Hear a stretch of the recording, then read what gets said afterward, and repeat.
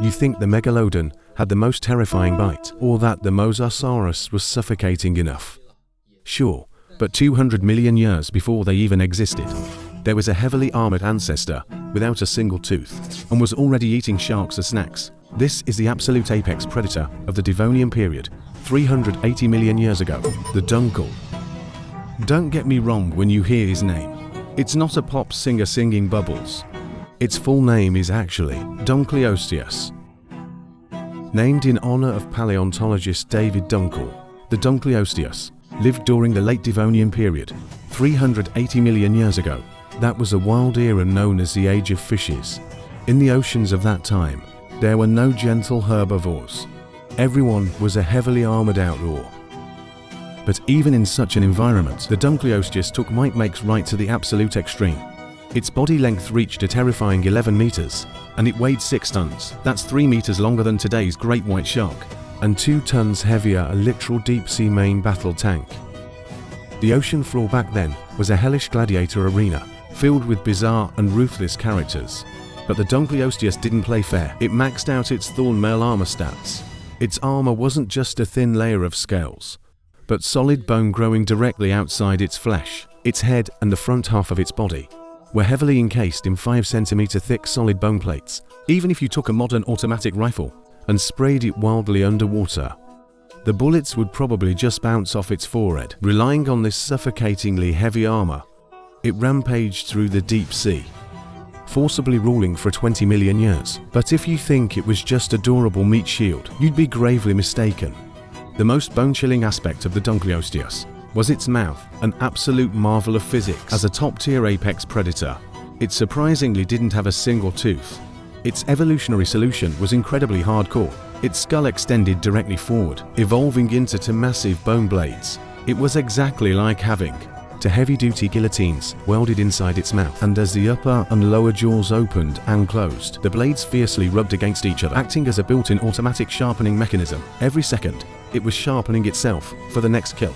What's even more despairing was its attack speed, which defied common sense. It takes us humans 0.2 seconds to blink, but for this 6-ton armored monster to fling open its jaws, it only took an astonishing 0.02 seconds, a full 10 times faster than the blink of an eye. Scientists discovered that inside its skull was a sophisticated 4-bar linkage mechanism. When it locked onto its prey, not only would its lower jaw snap open like a triggered mousetrap in an instant, but the upper half of its skull would simultaneously lift upwards. This blistering expansion in just 0.02 seconds would create in front of it a massive, tearing vacuum vortex. How absurd was this suction force? Before the prey could even register the thought of escaping, they were already violently sucked into the abyss by the rushing water.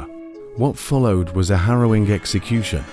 A bite force of up to 600 kilograms slammed down, and this terrifying force was concentrated entirely at the very tip of the bone blades. Perfectly designed for armor piercing, with a sickening crunch, it could slice a prehistoric shark clean in half, whether it was a hard-shelled member of its own kind or a heavily armored mutant sea monster. Everything was pierced in a single devastating strike. However, everyone, nature, as a scriptwriter, loves a plot twist. This arrogant marine tyrant actually lived a rather awkward life behind the scenes. First of all, it suffered from severe gastrointestinal issues. The grand overlord of the deep never bothered to chew its food carefully. It swallowed its prey whole, armor, flesh and all.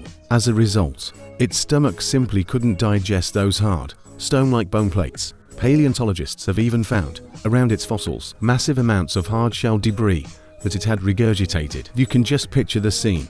One moment, it's looking utterly badass in front of the little guys, having just swallowed a sea monster whole.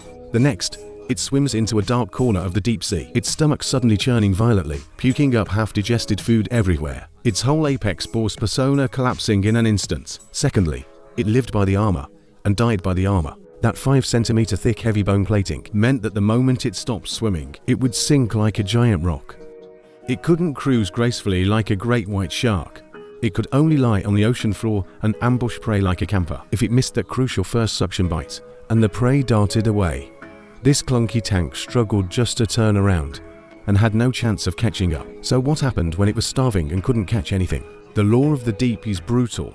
Looking around, the slowest swimming, meatiest creature in the entire ocean was none other than its own kind. That's why on the unearthed Dunkleosteus skull fossils, they are covered in deep, forcibly punctured gouges. At the time, the only thing capable of biting through that heavy armor was another Dunkleosteus. Cannibalism became their desperate and brutal daily routine. The final judgment arrived at the end of the Devonian period. You would never have guessed that what ultimately ended this heavily armored marine tyrant were a few inconspicuous plants on land. At that time, terrestrial forests began to grow wildly and aggressively. Their extensive root systems washed massive amounts of soil and nutrients into the oceans. This caused the marine algae to spiral completely out of control, blooming furiously. When the algae died and decomposed, like a giant vacuum, they rapidly drained the vast majority of oxygen from the seawater. This was the infamous late Devonian mass extinction. The former gladiator arena, overnight, turned into a suffocating, toxic soup. Faced with this dimensional strike, the invincible attributes the Dunkleosteus was so proud of all turned into death warrants. That colossal 6-ton body, an extremely high metabolism, required gargantuan amounts of oxygen and food daily. But in the oxygen-depleted seawater, even breathing became a luxury. It was like a man wearing a 100-pound solid iron helmet, being slowly choked to death. As large prey died off one by one, its 5-centimeter thick heavy armor simply became the deadliest burden, dragging it into the abyss. It couldn't catch the nimble little fish and couldn't afford the massive energy expenditure. Finally, trapped inside its own invincible armor, it suffocated and starved to death. Conversely, those creatures it once treated as snacks, the petite primitive little sharks, relying on their extremely low energy consumption and high tolerance for hypoxic environments, endured this harsh winter and took over the next era. Looking back at the Dunkleosteus' life, full of slaughter and irony, it pushed the aesthetics of violence to the absolute peak. Yet, it was precisely this weighty invincibility that became the shackles locking in its doom. The fall of the Dunkleosteus proves that, in Earth's game of survival, extreme strength is inferior to moderate flexibility. The ones who make it to the end are always the adaptable survivors who change with the times.